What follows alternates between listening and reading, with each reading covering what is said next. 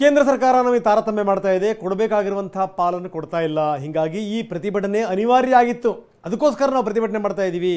ದೆಹಲಿನಲ್ಲಿ ಮುನಿಯಪ್ಪ ಆಡಿರುವಂಥ ಮಾತು. ಬನ್ನಿ, ನಮ್ಮ ಪ್ರತಿನಿಧಿ ಪ್ರಮೋದ್ ಜೊತೆಗೆ ಮುನಿಯಪ್ಪ ಮಾತಾಡಿದ್ದಾರೆ. ಏನು ಹೇಳಿದ್ರು ನೋಡೋಣ. ನಮ್ಮ ಜೊತೆ ಮಾತನಾಡೋದಕ್ಕೆ ಸಚಿವರಾದಂಥ KH ಮುನಿಯಪ್ಪನವರು ಜಾಯ್ನ್. ಮುನಿಯಪ್ಪನವರೇ, ಮೊದಲನೇದಾಗಿ ಇವತ್ತು ಕರ್ನಾಟಕ ಸರ್ಕಾರದ ವತಿಯಿಂದ ದೆಹಲಿ ಚಲೋ ಪ್ರತಿಭಟನೆ ಮಾಡಲಾಗ್ತಾ ಇದೆ. ಕೇಂದ್ರ ಸರ್ಕಾರ ಅನುದಾನದಲ್ಲಿ ತಾರತಮ್ಯ ಮಾಡ್ತಾ ಇದೆ, ನಮಗೆ ಸೇರಬೇಕಾದಂಥ ಹಣ ಸೇರಿಲ್ಲ ಅನ್ನುವಂಥ ಆರೋಪದ ಮೇಲೆ ಒಂದು ಕಡೆ ಸರ್ಕಾರ ಹೇಳ್ತದೆ 1,87,000 ಕೋಟಿ ನಮಗೆ ನಷ್ಟ ಆಗಿದೆ 2017ರಿಂದ ಇದುವರೆಗೂ ಅಂತ.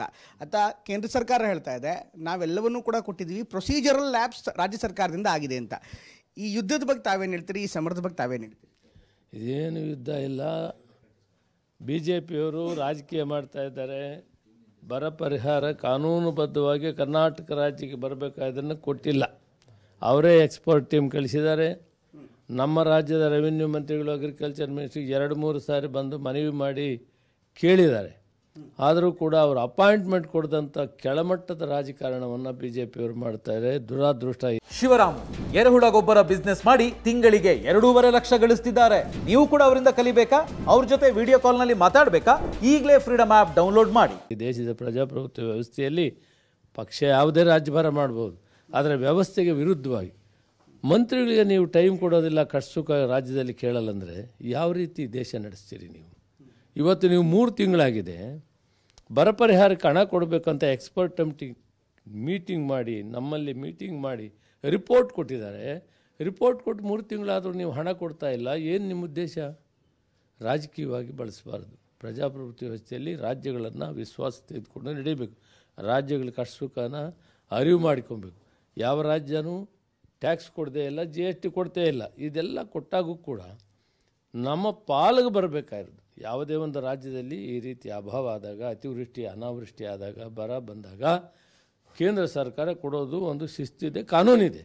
ಈ ಕಾನೂನು ಒಳಪಟ್ಟು ನೀವು ಕೊಡ್ತಾ ಇಲ್ವಲ್ಲ, ಅದಕ್ಕೆ ನಾವು ಇವತ್ತು ಹೋರಾಟವನ್ನು ಮಾಡ್ತಾ ಇದ್ದೀವಿ, ಸ್ಟ್ರೈಕ್ ಮಾಡ್ತಾ ಇದ್ದೀವಿ. ಕೇಂದ್ರ ಹಣಕಾಸು ಸಚಿವರಾದ ನಿರ್ಮಲಾ ಸೀತಾರಾಮನ್ ಹೇಳ್ತಾರೆ, ನಾನು ಕೂಡ ಕರ್ನಾಟಕದಿಂದ ಬಂದಂಥವ್ರು, ನಾನು ಕೂಡ ಕರ್ನಾಟಕದಿಂದಲೇ MP ಆಗಿದೆ, ನನಗೂ ಕೂಡ ಜವಾಬ್ದಾರಿ ಇದೆ. 1 ರೂಪಾಯಿ ಕೂಡ ನಾವು ಅನುದಾನದಲ್ಲಿ ತಾರತಮ್ಯ ಮಾಡೋದಕ್ಕಾಗಲ್ಲ. ಫೈನಾನ್ಸ್ ಕಮಿಷನ್ ಏನು ರಿಪೋರ್ಟ್ ಕೊಡುತ್ತೋ ಅದ್ರ ಆಧಾರದ ಮೇಲೆ ಕೊಡಬೇಕಾಗತ್ತೆ. ಕರ್ನಾಟಕ ಸರ್ಕಾರದಿಂದ ಸೂಕ್ತ ದಾಖಲೆಗಳ ಸಲ್ಲಿಕೆ ಸರಿಯಾಗಿಲ್ಲ ಅಂತ ಅವ್ರು ಹೇಳ್ತಿದ್ದಾರೆ. ದಾಖಲೆಗಳು ಎಕ್ಸ್ಪರ್ಟ್ ಕಮಿಟಿ ರಿಪೋರ್ಟ್ ಕೊಟ್ಟಿದೆಯಲ್ಲ, ಎಕ್ಸ್ಪರ್ಟ್ ಕಮಿಟಿ ಕೇಂದ್ರ ಸರ್ಕಾರ ಕಳಿಸಿದ್ದೀರಲ್ಲ, ನಿಮ್ಮ ರಿಪೋರ್ಟ್ ಆಧಾರದ ಮೇಲೆ ಕೇಂದ್ರ ಸರ್ಕಾರದ ಅಧಿಕಾರಿಗಳು ಕೊಟ್ಟಿರೋ ರಿಪೋರ್ಟ್ ಮೇಲೆ ನೀವು ಕೊಡಿ. ನಾವು ಇವತ್ತೇನು ಹೊಸದಾಗಿ ಏನು ರಿಪೋರ್ಟ್ ಕೊಡ್ತಾ ಇಲ್ಲ. ವೈಜ್ಞಾನಿಕವಾಗಿ ಯಾವ ರೀತಿ ರಿಪೋರ್ಟ್ ತಯಾರು ಮಾಡಬೇಕು, ಏನು ಮಾಡಬೇಕು, ಅದಕ್ಕೆ ಒಂದು ಎಕ್ಸ್ಪರ್ಟ್ ಟೀಮ್ ಇದೆ, ಅದನ್ನು ಮಾಡಿ ಕಳಿಸಿದ್ದಾರೆ. ಇವೆಲ್ಲ ಕೂಡ ನುಣಿಸ್ಕೊಳ್ಳೋವಂಥ ಕೆಲಸ. ಇವತ್ತು 25 ಜನ MPಗಳಿದ್ದಾರೆ. ಒಬ್ಬರಾದರೂ ಲೋಕಸಭೆಯಲ್ಲಿ ನಮಗೆ ಬರ ಬಂದಿದೆ, ಈ ರಾಜ್ಯದಲ್ಲಿ ನೀವು ಹಣ ಬಿಡುಗಡೆ ಮಾಡಿ ಅಂತ ಚಕಾರ ಎತ್ತೋ ಶಕ್ತಿ ಇಲ್ಲ. ಏನು ಮಾಡಿದ್ವಿ MPಗಳನ್ನ ಕಟ್ಕೊಂಡು ನಾವು? ಫೈನಾನ್ಸ್ ಮಿನಿಸ್ಟ್ರು ನಮ್ಮ ರಾಜ್ಯದಿಂದ ಹೋಗಿದ್ದಾರೆ, ಅವ್ರಿಗಾದರೂ ಜವಾಬ್ದಾರಿ ಇರಬೇಕಾಯಿತು. ನೀವೇನು ಹೆಚ್ಚಿಗೆ ಏನು ಕೊಡಬೇಕಾಗಿಲ್ಲ. ಕಾನೂನುಬದ್ಧವಾಗಿ ಇಲ್ಲಿ ಅಭಾವ ಆದರೆ ಏನು ಕೊಡಬೇಕು? ನಿಮ್ಮ ಎಕ್ಸ್ಪರ್ಟ್ ಕಮಿಟಿ ಏನು ರಿಪೋರ್ಟ್ ಮಾಡಿದೆ ಅದರ ಆಧಾರದ ಮೇಲೆ ಕೊಡೋಕ್ಕಾಗ್ದಿರ ಇದರ ಮೇಲೆ ರಾಜಕೀಯ ಮಾಡ್ತಾಯಿದ್ರಿ. ದುರಂತ. ಹಿಂದೆ BJP ಸರ್ಕಾರ ಇತ್ತು, ಬೇರೆ ಬೇರೆ ಸರ್ಕಾರಗಳಿತ್ತು. ಯಾವತ್ತೂ ಕೂಡ ಯಾವ ರಾಜ್ಯಕ್ಕೂ ಇಂಥ ಅನ್ಯಾಯ ಆಗಕ್ಕೆ ಬಿಟ್ಟಿಲ್ಲ. 1 ವಾರ 15 ದಿನ ತಿಂಗಳು ಏರ್ಪೇರಲ್ಲಿ ಕೊಡ್ತಾಯಿದೆ. ಇವತ್ತು 3 ತಿಂಗಳು 4 ತಿಂಗಳಾದರೂ ಕೂಡ ನೀವು ಕೊಡ್ತಾ ಇಲ್ಲ ಅಂದರೆ ಇದು ರಾಜಕೀಯವಾಗಿ ಇವರಿಗೆ ಕೆಲಸ ಮಾಡ್ತಾಯಿದ್ದಾರೆ. ಇದು ಮಾಡಬಾರ್ದು. ಪ್ರಜಾಪ್ರಭುತ್ವ ವ್ಯವಸ್ಥೆಯಲ್ಲಿ ಇದೊಂದು ಅಪಮಾನ, ಒಂದು ರಾಜ್ಯಕ್ಕೆ ಅಪಮಾನ ಮಾಡ್ತಾಯಿದ್ದೀರಿ. ಮತ್ತು ಆ ರೈತರ ಬಗ್ಗೆ ನಿಮಗೆ ಏನು ಒಂದು ಕಷ್ಟದಲ್ಲಿದ್ದಾರೆ, ಅವ್ರ ಬಗ್ಗೆ ನಿಮಗೆ ಏನು ಅನುಕಂಪ ಇಲ್ಲ. ನಾವು ರಾಜ್ಯ ಸರ್ಕಾರ 650 ಕೋಟಿ ರೂಪಾಯಿ ಇಲ್ಲಿವರೆಗೂ ಕೂಡ ರೈತರಿಗೆ ತಕ್ಷಣಕ್ಕೆ ಪರಿಹಾರವನ್ನು ಕೊಟ್ಟಿದ್ದೀರಿ. ನೀವು ಇನ್ನೂ ಕೊಡ್ತಾ ಇಲ್ಲ. ಅದಕ್ಕೆ ನಿಮ್ಮ ಮೇಲೆ ಹೋರಾಟ ಮಾಡೋಕ್ಕೆ ಆಗ್ರಹ ಮಾಡಲಿಕ್ಕೆ ಬಂದಿದ್ದೇವೆ.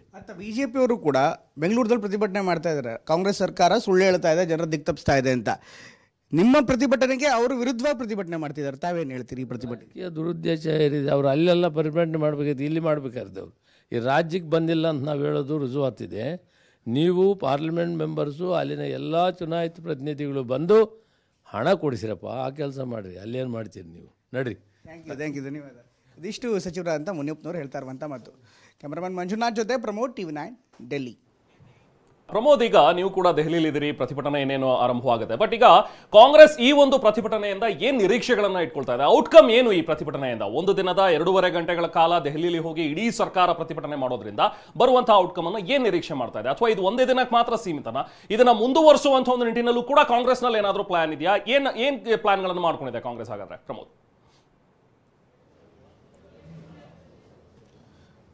ರೆಹಮಾನ್, ಸಹಜವಾಗಿ ಇದು ಚುನಾವಣಾ ವರ್ಷ ಆಗಿರುವಂಥ ಹಿನ್ನೆಲೆಯಲ್ಲಿ ಪ್ರತಿಯೊಂದು ಹೆಜ್ಜೆ ಕೂಡ ಅಷ್ಟೇ ಮಹತ್ವದ್ದಾಗಿರುತ್ತೆ, ಅಷ್ಟೇ ಒಂದು ರಾಜಕೀಯ ನಿರ್ಧಾರಗಳಿಗೆ ಅಥವಾ ರಾಜಕೀಯ ದಾಳಗಳಿಗೆ ಪೂರಕವಾಗಿರುತ್ತೆ. ಈಗ ಕಾಂಗ್ರೆಸ್ನ ಈ ಒಂದು ಪ್ರಯೋಗ ಅಥವಾ ಕಾಂಗ್ರೆಸ್ನ ಈ ಒಂದು ಹೋರಾಟವನ್ನು ನೋಡ್ತಾ ಇದ್ರೆ ಖಂಡಿತವಾಗ್ಲೂ ಬಿಜೆಪಿ ವಿರುದ್ಧ ಅಥವಾ ಒಂದು ಪರ್ಸೆಪ್ಷನ್ ಅನ್ನು ಬಿಲ್ಡ್ ಮಾಡೋದಕ್ಕೆ, ಯಾವ ರೀತಿ ರಾಜ್ಯಕ್ಕೆ ಅನ್ಯಾಯವಾಗ್ತಿದೆ ಹಣಕಾಸಿನ ವಿಚಾರದಲ್ಲಿ ಅನ್ನುವಂಥ ಒಂದು ಪರ್ಸೆಪ್ಷನ್ ಅನ್ನು ಬಿಲ್ಡ್ ಮಾಡೋದಕ್ಕೆ ಕಾಂಗ್ರೆಸ್ ಸರ್ಕಾರ ಖಂಡಿತವಾಗ್ಲೂ ಪ್ರಯತ್ನ ಪಡ್ತಾ ಇದೆ. ಅತ್ಯಂತ ಪ್ರಮುಖವಾಗಿ ಈಗಾಗಲೇ ಕೆಲವೊಂದಿಷ್ಟು ಭಾವನಾತ್ಮಕ ವಿಚಾರವನ್ನು ಮುಂದಿಟ್ಟು ಬಿಜೆಪಿ ಕಾಂಗ್ರೆಸ್ ವಿರುದ್ಧ, ಅದರಲ್ಲೂ ರಾಮ ಮಂದಿರ, ಆರ್ಟಿಕಲ್ 370 ಸೇರಿದಂತೆ ಕೆಲವೊಂದಿಷ್ಟು ಭಾವನಾತ್ಮಕ ವಿಚಾರವನ್ನ ಮುಂದಿಟ್ಟು ಖಂಡಿತವಾಗ್ಲೂ ಕಾಂಗ್ರೆಸ್ ಅನ್ನ ಹಣಿತಾ ಇದೆ. ಅತ್ತ ಕಾಂಗ್ರೆಸ್ನ ನಾಯಕರು ಕೂಡ ಕೆಲವೊಂದಿಷ್ಟು ಮಂದಿ ಸೆಲ್ಫ್ ಗೋಲ್ಗಳನ್ನ ಕೂಡ ಮಾಡುವಂತ ಅಂತ ಒಂದು ಹೇಳಿಕೆಗಳನ್ನ ಕೊಟ್ಟಿದ್ದಾರೆ. ಪ್ರಮುಖವಾಗಿ ಸುರೇಶ್ ಅವರ ದೇಶ ಇಬ್ಬಾಗ ಆಗುವಂತ ಹೇಳಿಕೆಯಿಂದ ಅದು ಸಹಜವಾಗಿ ಪರಿಣಾಮ ಬೀರುತ್ತೆ. ಅದಕ್ಕೆ ಕೌಂಟರ್ ನರೇಟಿವ್ ಅನ್ನ ಫಿಕ್ಸ್ ಮಾಡಬೇಕಾದ್ರೆ ಅಥವಾ ಕೌಂಟರ್ ನರೇಟಿವ್ ಅನ್ನ ರೆಡಿ ಮಾಡಬೇಕಾದ್ರೆ ಖಂಡಿತವಾಗ್ಲೂ ಅದಕ್ಕೆ ಅದರದೇ ಆದಂಥ ಒಂದು ಸಾರಾಂಶವುಳ್ಳ, ಅದಕ್ಕೆ ಮಹತ್ವವುಳ್ಳ ಒಂದು ಸ್ಟ್ರಾಟಜಿ ಕೂಡ ಅಷ್ಟೇ ಪ್ರಮುಖವಾಗಿರುತ್ತೆ. ಒಂದು, ಕೇಂದ್ರ ಸರ್ಕಾರದಿಂದ ರಾಜ್ಯ ಸರ್ಕಾರಕ್ಕೆ ಹಣ ಬಂದಿಲ್ಲದೆ ಇರುವಂಥ ವಿಚಾರ ಒಂದು ಭಾಗ ಆದರೆ ಅದು ಯಾವ ಪ್ರಮಾಣದಲ್ಲಿ ಬಂದಿಲ್ಲ ಅಂತ ಜನರ ಮುಂದೆ ಇಡುವಂಥದ್ದು. ಇದೇ ರೀತಿಯಂಥ ಭಾವನಾತ್ಮಕ ವಿಚಾರವನ್ನು, ಅಂದರೆ ಜನರ ಮುಂದೆ ಕೂಡ ಕರ್ನಾಟಕಕ್ಕೆ ಕೇಂದ್ರ ಬಿಜೆಪಿ ಸರ್ಕಾರದಿಂದ ಅನ್ಯಾಯವಾಗಿದೆ ಅನ್ನುವಂಥ ಭಾವನಾತ್ಮಕ ಅಥವಾ ಕೇಂದ್ರದ ವಿರೋಧಿ ಧೋರಣೆ ಅನ್ನುವಂಥ ಒಂದು ಹೊಸ ಪದವನ್ನು ಅಥವಾ ಹೊಸ ಒಂದು ನರೇಶನ್ ಅನ್ನು ಕೊಡೋದಕ್ಕೆ ಕಾಂಗ್ರೆಸ್ ಖಂಡಿತವಾಗ್ಲೂ ಇಲ್ಲಿ ಟ್ರೈ ಮಾಡ್ತಾ ಇದೆ. ಇತ್ತ ದೆಹಲಿಗೆ ಯಾಕೆ ಬಂದ್ ಮಾಡಬೇಕು ಅಥವಾ ದೆಹಲಿಯಲ್ಲಿ ಬಂದು ಇಷ್ಟೊಂದು ದೊಡ್ಡ ಪ್ರಮಾಣದ ಪ್ರತಿಭಟನೆ ಯಾಕೆ ಮಾಡಬೇಕು, ಇದೆಲ್ಲವನ್ನು ಕೂಡ ನೋಡೋದೇ ಆದರೆ ಸಹಜವಾಗಿ ಕೇಂದ್ರಕ್ಕೆ ಬಂದು ಅಥವಾ ದೆಹಲಿಯಲ್ಲಿ ಬಂದು ಮಾತನಾಡೋದ್ರಿಂದ ಅದಷ್ಟು ದೊಡ್ಡ ಪರಿಣಾಮ ಇರುತ್ತೆ. ಅಥವಾ ಇಡೀ ರಾಜ್ಯದ, ಇಡೀ ದೇಶದ ಒಂದು ಗಮನ ಸೆಳೆಯುವಂಥ ಪ್ರಯತ್ನ ಆಗುತ್ತೆ. ಲೋಕಸಭೆ ಚುನಾವಣೆ ಹೊಸತಿನಲ್ಲಿ ಈ ರೀತಿ ಗಮನ ಸೆಳೆಯುವಿಕೆಯಿಂದ ಖಂಡಿತವಾಗ್ಲೂ ಜನರ ಮೇಲೆ, ಮತದಾರರ ಮೇಲೆ ತಕ್ಕ ಮಟ್ಟಿನ ಪರಿಣಾಮ ಬೀರುತ್ತೆ. ಅದನ್ನು ಯಾವ ರೀತಿ ಎನ್ಕ್ಯಾಶ್ ಮಾಡ್ಕೋತಾರೆ ಅನ್ನೋದು ಮತ್ತೊಂದು ವಿಚಾರ.